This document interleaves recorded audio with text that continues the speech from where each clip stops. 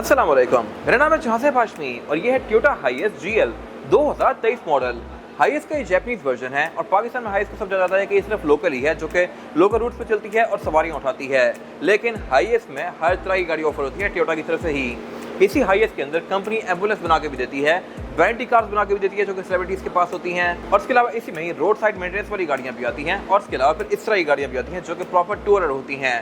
अब हाईएस कहने को एक बेसिक सी वैन समझी जाती है, लेकिन इस स्पेसिफिक गाड़ी में इतने फीचर्स हैं जितने कि प्राडो भी ऑप्शनल ऑफर करती है। इसमें 360 कैमरास हैं, रडार है, पार्किंग सेंसर्स हैं, इंटीरियर बहुत लग्जरियस है, 11 सीटर है, 2 स्क्रीन हैं इसमें, और भी बहुत कुछ लग्जरियस है जो कि आपको यूजुअली बहुत ही कम गाड़ियों में देखने को मिलता है। तो ये गाड़ी एक प्रॉपर टूरर है और एक लग्जरी कार है। इसके डायरेक्ट कंपटीशन किया कार्निवल बनती है, लेकिन ये उससे बेहतर ऑप्शन है। इस तरह से कि ये टोयोटा है तो ये खराब नहीं होगी।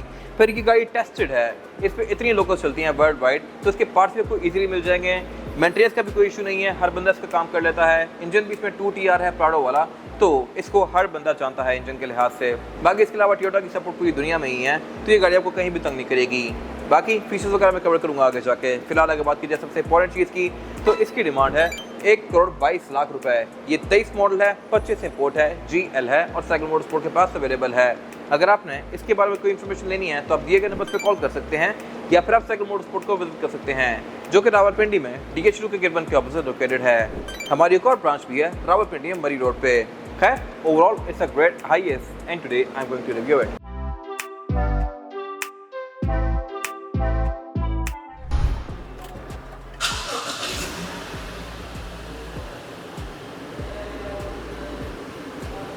Let's start with the exterior of this car. Hiace basically सुनने में जितनी बोरिंग लगती है, टेक्निकली ये गाड़ी उतनी ही इंटरेस्टिंग है। इस तरह से कि तो इसमें बहुत सारी बॉडी टाइप्स तो आती ही हैं, लेकिन ये गाड़ी इंजन भी सेम टू सेम प्राडो वाला ऑफर करती है, और ये इंजन इस गाड़ी में ज़्यादा सक्सेसफुल है, क्योंकि प्राडो में 2TR इंजन तो आता है 2.7, लेकिन वो गाड़ी एक अच्छी खासी बड़ी SUV है। उसमें फिर फैंसी इक्विपमेंट है, डिफरेंशियल लॉकिंग है, बहुत सारे फीचर्स हैं, और फिर वो गाड़ी होती भी ऑल व्हील ड्राइव है, जबकि वही सेम इंजन यहाँ पे दिया गया है और ये गाड़ी सिर्फ फ्री व्हील ड्राइव है। रिम इसमें छोटे आते हैं, कोई फैंसी इक्विपमेंट नहीं है, तो ये इंजन यहाँ पे ज़्यादा अच्छी एवरेज देता है। स्टार्टअप इसका और प्राडो TZG का बिल्कुल सेम ही होगा, क्योंकि इंजन सेम है, तो ये मेरे ख्याल से एक इंटरेस्टिंग चीज़ है। और जहाँ तक बात है इसके फ्रंट लुक की, तो इसमें हेडलाइट्स देखने में काफ़ी सारा प्रीमियम है, और ये कंपनी से ही ऐसी आई भी हैं। अंदर से ये ब्लैक आउट हैं, थोड़ा बहुत क्रोम दिया गया है। नीचे इसमें 2 प्रियस लैंप दिए गए हैं, वैसे ही जैसा कि कुछ टाइम पहले तक प्रियस में आते थे। ये बाइसोलोन वाले हैं, LED वाले, और ऊपर एक और LED दी गई है जो कि हाई बीम के लिए है। फिर इसके अलावा इसमें इवन फॉग लैंप भी ये LED में आते हैं कंपनी से ही, और इसकी प्रॉपर हाउसिंग दी गई है। सिंपल हाईएस फॉग लैंप भी ऑफर नहीं करती। फिर इसके अलावा इसमें बॉडी किट्स भी जापान से ही लग के आई हुई हैं, और इसके अलावा ये गाड़ी पार्किंग सेंसर्स भी ऑफर करती है, फ्रंट पे भी और बैक पे भी। फिर ये गाड़ी क्योंकि एक प्रीमियम ट्रिम है GL, तो इसमें क्रोम भी काफ़ी सारा दिया गया है फ्रंट पे। फिर यहाँ पे एक और चीज़ दी गई है, ये वाला मिरर। ये मिरर अगेन आम हाईएस में नहीं आता, बड़ी ट्रिम्स में आता है, बट प्राडो में ये मिरर तब आता है जब गाड़ी में 360 डिग्री कैमरा सेटअप ना हो, TXL में या TX वगैरह में, जबकि इस गाड़ी के केस में ये भी है और 360 डिग्री कैमरा सेटअप भी है। कैमरास यहाँ पे इसमें कंपनी से ही आए हुए हैं, वैसे ही जैसा कि Fiat वगैरह में आते हैं, और फ्रंट पे भी इसके कैमरा दिया गया है। तो ये मेरे ख्याल से एक बहुत ज़बरदस्त चीज़ है इस तरह की कंप्यूटर के लिए। बाकी इसके अलावा इसमें ये वाला एरिया ओपन होता है, यहाँ पे इसका विंडशील्ड वॉशर वगैरह डलता है। और अगर बात की जाए इस गाड़ी की साइड प्रोफाइल की, तो ये बेसिकली इसकी 5th जनरेशन है। इसको H200 कहते हैं। नई वाली शेप H300 है, ये 2004 से 2019 तक आई है, और इसके बाद वाली जो शेप आई है उसका नोज थोड़ा बहुत ज़्यादा आगे निकाल दिया गया है। मेरे ख्याल से ये ज़्यादा खूबसूरत है। आपकी क्या राय है कमेंट सेक्शन में मेंशन कीजिएगा। फिर इसमें और भी काफ़ी सारे वर्जन आते हैं, और हर रीजन की गाड़ी का नाम अलग है। अब इसमें एक कम्यूटर आती है, वो थाईलैंड की होती है। फिर रीगियस एस आती है जो कि जापान की होती है। फिर इसमें वेंचुरी आती है जो कि थाईलैंड की होती है, और इसमें फिर क्वांटम आती है जो कि साउथ अफ्रीका की होती है। ये गाड़ी GL है, जैपनीज इंपोर्ट है, और इसमें रीगियस भी आती होती है।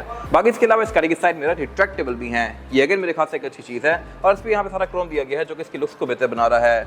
फिर इसके अलावा बाकी इसमें एंट्री एग्जिट भी आसान है, अगर आपको आदत हो जाए तो। इसमें स्टेप जो है वो यहाँ पे दिया गया है, क्योंकि इसके बाकी के डोर के नीचे इसकी व्हील आर्च कंटिन्यू कर रही है, तो इसमें चढ़ने के लिए आप लेफ्ट से पहले लेफ्ट पाँव रखेंगे, राइट से पहले राइट पाँव रखेंगे, वरना अगर आपने राइट पाँव पहले रख दिया तो फिर इसमें चढ़ना काफ़ी मुश्किल हो जाता है। ये आपको आदत हो जाएगी अगर आप इसको थोड़ा सा यूज़ करेंगे तो। बाकी इसके अलावा इसमें स्मार्ट एंट्री भी दी गई है। चाबी इसकी पाकिस्तानी यारिस जैसी है, तो ये मेरे ख्याल से अगेन एक अच्छी चीज़ है। कीलेस एंट्री ये गाड़ी ऑफर करती है, और जैसा कि मैंने बताया कि ये गाड़ी काफ़ी इंटरेस्टिंग है, तो इसमें बॉडी टाइप्स भी 2 आती हैं, शॉर्ट व्हील और लॉन्ग व्हील। यस, हाईएस्ट में लॉन्ग व्हील बेस वर्जन आता है, और ये लॉन्ग व्हील बेस ही है। लॉन्ग व्हील वाली गाड़ी 122 इंचेस लंबी होती है, जो इसमें शॉर्ट व्हील होती है 102 इंचेस लंबी होती है, यानी कि 20 इंचेस का फ़र्क, और ये एक सिग्निफिकेंट फ़र्क है। बाकी इसके अलावा इसमें साइड पे जो डोर है ये पावर्ड है, लेकिन इस पर बात करेंगे आगे। बट अगर बात की जाए इसकी हाइट की तो ये गाड़ी ड्रॉप है कंपनी से ही, जापान से ये गाड़ी इतनी नीचे आई हुई है। और इसके टायर और रिम के बीच में हार्डली 2 उंगलियों का गैप है, इससे ज़्यादा गैप सिविक का होता है। तो ये भी इसकी लुक्स में एक अच्छा टच कर रहा है। रिम इसमें जापान से ही आए हुए हैं, एग्जैक्ट साइज वगैरह मैं कवर करूँगा आगे जाके। बॉडी किट्स इसमें यहाँ पे साइड स्कर्ट्स दी हुई हैं। और जहाँ तक बात है डोर की तो ये पावर्ड है, इसको अगर मैं इस तरह से छोड़ूंगा करके तो ये खुद पीछे जा रहा है, जबकि मोस्टली हाईएस्ट में ये आप हाथ से पीछे लेके जाते हैं। फिर इसमें 3 डोर गाड़ी भी आती है, 4 डोर भी आती है, 5 डोर भी आती है। ये गाड़ी 4 डोर है क्योंकि इसमें उधर डोर नहीं है, 2 डोर आगे, 1 डोर ये रहा, 1 डोर बैक पे, तो ये टोटल 4 डोर्स। और इसके अलावा बाकी यहाँ पे एंट्री एग्जिट आसान है, प्रॉपर स्टेप्स दिए गए हैं। और इसमें फिर ये लाइट भी दी गई है जो कि एलईडी में है। अब इसमें एक और वर्जन भी आता है एम्बुलेंस वाला, उसमें यहाँ से स्टेप निकल के यहाँ पे नीचे भी आता है ताकि कोई डिसेबल बंदा आसानी से चढ़ सके इसके अंदर, या फिर इनमें स्लोप्स भी आती हैं कि लाइक आप स्लोप से व्हीलचेयर अंदर चढ़ा सकें। ये गाड़ी एक लग्जरी टूरर है। बाकी इसके अलावा सीट्स की कॉन्फ़िगरेशन कवर करेंगे आगे जाके। और जहाँ तक बात है इसकी विंडोज़ की तो ये टिंटेड ही आई हुई हैं कंपनी से, और ये पूरी एंड टू एंड कंटिन्यू करती हैं और फ्लश हैं। ये आई भी ही टिंटेड हैं, पाकिस्तानी गाड़ी में टिंटेड नहीं होती ये। और इसके अलावा यहाँ से कुछ भी ओपन नहीं होता, अगर आपने इसमें ट्रैवल करना है तो आप एसी ही यूज़ करेंगे। विंडो इसमें सिर्फ एक ही दी गई है राइट साइड पे, और भी छोटी सी है। बाकी इसके अलावा यहाँ पे चैनल्स हैं इसके डोर के लिए, ऊपर भी चैनल्स दिए गए हैं जो कि बेसिकली इसके गटर्स हैं। गटर्स अब इंग्लिश का वर्ड है और इसका मतलब ये होता है कि जिससे पानी या किसी चीज़ को आप चैनल कर सकें। इसकी रूफ पे जितनी बारिश होगी वो यहाँ पे आएगी, और यहाँ से या तो आगे गिरेगी या पीछे गिरेगी, जी वैगन वगैरह की तरह शीशों पे नहीं आएगी। और इसके अलावा बाकी यहाँ पे बिल्कुल सिंपल सी है, ये रेयर व्हील ड्राइव है। और जहाँ तक बात है इस गाड़ी के रेयर एंड की तो ये बिल्कुल प्लेन है, यहाँ पे कुछ भी खास नहीं दिया गया। और ये बैक से अच्छी खासी चौड़ी गाड़ी है। इसकी नई वाली शेप ऊपर से थोड़ी सी नीचे है तो वो गाड़ी और ज़्यादा चौड़ी लगती है। बट ये गाड़ी क्योंकि एक लग्जरियस वर्जन है तो यहाँ फीचर्स अच्छे हैं। इस तरह से कि विंडो टिंटेड है, यहाँ पे स्मार्ट अनलॉक दिया गया है ट्रंक के लिए, पार्किंग सेंसर दिए गए हैं बैक पे, टेल लाइट्स इसकी क्रिस्टल वाली हैं। और इसके अलावा इसमें रेयर कैमरा भी इनकॉर्पोरेट किया गया है डिग्गी के अंदर ही। प्रॉपर यहाँ पे एक पैनल दिया हुआ है जिसके अंदर इसका कैमरा है, वॉशर भी यहाँ पे दिया गया है, वाइपर भी दिया गया है। और इसके अलावा जहाँ तक बात है इसकी डिग्गी की तो ये बहुत ज़्यादा बड़ी है। इसको अगर मैं ओपन करता हूँ तो ये इतना बड़ा एरिया ओपन होगा। और बैक पे इसकी 4 सीट्स दी गई हैं। इन सीट्स को आप फोल्ड करके एक फ्लैट बेड बना सकते हैं या फिर ओपन करके यहाँ पे 4 लोग बिठा सकते हैं। और इसके अलावा इसको प्रॉपर बंद करने के लिए एक हुक भी दिया गया है यहाँ पे। डिग्गी इससे बड़ी शायरी मैंने कभी किसी गाड़ी की देखी हो, डिग्गी का दरवाज़ा। और बाकी इसके अलावा यहाँ पे कुछ खास है नहीं। और अब अगर बात की जाए इंटीरियर की तो इंटीरियर इसका लुक्स के लिहाज से तो बिल्कुल सिंपल सा है, लेकिन ये गाड़ी क्योंकि बड़ी ट्रिम है तो यहाँ फीचर्स अच्छे दिए गए हैं। लुक्स के लिहाज से बिल्कुल सब कुछ यहाँ बेसिक है। सबसे पहली चीज़ जो आप इसके इंटीरियर में नोटिस करेंगे वो है इसके एक्सीलरेटर की सिचुएशन। एक्सीलरेटर इसका राइट पे दिया गया है, लेकिन ब्रेक भी बिल्कुल सादी दी गई है। जहाँ भी यूजुअली गाड़ियों में ब्रेक आती है वहाँ पे इसका ये स्टीयरिंग का बेसिकली रॉड जा रहा है, तो ये मेरे ख्याल से एक अजीब चीज़ है। कैरी डब्बे की तरह इसका भी फ्रंट नहीं है और इसके रोड के आगे जाने के लिए भी जगह नहीं है, तो ये ऐसे ही डायरेक्ट नीचे जा रहा है। लेफ्ट फेस का कुछ भी नहीं दिया गया। मैनुअल गाड़ियों में लेफ्ट फेस का क्लच आता है, बट इस गाड़ी के केस में सब कुछ आप यहीं से करेंगे। और शुरू में अगर आपको आइडिया ना हो और गाड़ी आपकी गियर में हो तो गाड़ी चलना शुरू होगी, बट आपको ब्रेक नहीं मिलेगी। ब्रेक जब आप एक्सीलरेटर के पास जाकर देखेंगे तो आपको नजर आएगी। ये एक वियर्ड चीज़ है। बाकी जहाँ तक बात है फीचर्स की तो इसमें steering wheel land cruiser ZX वाला दिया गया है जो कि 2013-14 में आया करता था। ये मल्टीमीडिया वाला स्टीयरिंग है। लेफ्ट पे कंट्रोल्स मल्टीमीडिया के हैं, राइट पे कंट्रोल्स इसके MID के हैं। यस, हाईएस्ट में MID दिया गया है। ये MID सेम टू सेम वैसे ही है जैसा कि प्राडो वगैरह ऑफर करती हैं। इसमें ये गाड़ी आपको सेट शो करवाएगी, लेकिन इसके जो ये डिस्प्ले है इसके डिस्प्ले के अंदर बेसिकली कैप्सूल सी बनी हुई है। ये कैप्सूल हाईएस्ट का टॉप डाउन व्यू है जो कि मेरे ख्याल से एक अच्छी चीज़ है। यूजुअली यहाँ पे आप यारिस, कोरोला या V8 या फिर प्राडो वगैरह देखेंगे इस स्क्रीन में, लेकिन हाईएस्ट इसमें बड़ी क्यूट सी लग रही है। बाकी यहाँ पे आपको इसकी स्टैट्स शो करवाएगी जैसा कि लेन डिपार्चर्स वगैरह की स्टैट्स, रडार की स्टैट्स, गाड़ी के मैसेजेस और गाड़ी की स्टैट्स वगैरह। बाकी यहाँ से आप इसके पार्किंग सेंसर्स, लेन डिपार्चर्स, इन सारे फीचर्स को जाके ऑन ऑफ कर सकते हैं और इसके थीम्स को भी काफ़ी हद तक चेंज कर सकते हैं। फिर क्योंकि एक जैपनीज़ कार है तो इसकी स्पीड लिमिट 180 तक है। मीटर का ओवरऑल जो डायल है ये भी काफ़ी डिसेंट रखा गया है, लुक्स के लिहाज से खूबसूरत रखा गया है, जबकि आम वर्जन में ये सिर्फ एक प्लेट ही आती है और उसकी लाइटें जल रही होती हैं। बाकी इसके अलावा ये गाड़ी क्योंकि पेट्रोल है तो इसकी रेव लिमिट 5.5 पे है, वरना अगर डीजल होती तो इसकी रेव लिमिट काफ़ी पीछे होती। इंजन पे अगर डिस्कशन में करूँगा अभी। मीटर की हाउसिंग इसकी पूरी प्लास्टिक की है। डैशबोर्ड, इंटीरियर, मोस्टली पैनल ही प्लास्टिक के हैं, लेकिन यहाँ पे इसका फैब्रिक दिया गया है जो कि इसकी फील को थोड़ा प्रीमियम बना रहा है। विंडोज में 2 ही हैं फ्रंट पे और ये दोनों ही पावर्ड हैं। ड्राइवर की सिंगल टैप वाली है और राइट पे यहाँ पे कुछ और फीचर्स दिए गए हैं। मैं यहीं से बैठ के रेयर पावर डोर को ओपन कर सकता हूँ और यहीं से मैं इस गाड़ी को ऑन ऑफ करूँगा पुश स्टार्ट से। ये स्मार्ट एंट्री भी ऑफर करती है कि इसकी इमोलाइजर वाली है और ये पुश स्टार्ट ऑफर कर रही है। साइड मिरर जैसा कि मैंने बताया रिट्रैक्टेबल हैं। यहीं से बैठ के मैं इसकी रेयर स्क्रीन को भी ऑन ऑफ कर सकता हूँ और यहाँ पे एक और बटन दिया गया है फॉरवर्ड कोलिजन का, लाइक फ्रंट से अगर गाड़ी हिट होने लगे तो ये गाड़ी कब ब्रेकिंग करे, और उसकी जो इसमें एनिमेशन है उसमें भी हाईएस्ट बनी हुई है। Nice attention to detail. बाकी इसके अलावा इसमें ट्रैक्शन कंट्रोल भी आता है, 360 कैमरास का बटन यहाँ पे दिया गया है, 360 व्यू आपको ये गाड़ी यहाँ पे भी देगी, और इसके अलावा रिवर्स या फ्रंट का व्यू ये गाड़ी आपको रेयर व्यू मिरर में भी देगी। मिरर इसका सिर्फ मिरर नहीं है बल्कि ये स्क्रीन है। ये चीज़ अब जाकर नई वाली लैंड क्रूजर या लेक्सस में आना शुरू हुई है, बट इस गाड़ी में भी दी हुई है, तो ये भी एक बड़ी ज़बरदस्त चीज़ है।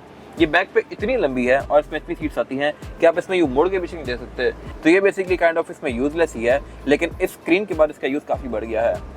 इसके भी आप विजन वगैरह को एडजस्ट कर सकते हैं, और इसके अलावा फ्रंट पे कुछ खास है नहीं। इंजन इसका यहीं पे नीचे है, बट वो मैं आगे जाकर कवर करूंगा।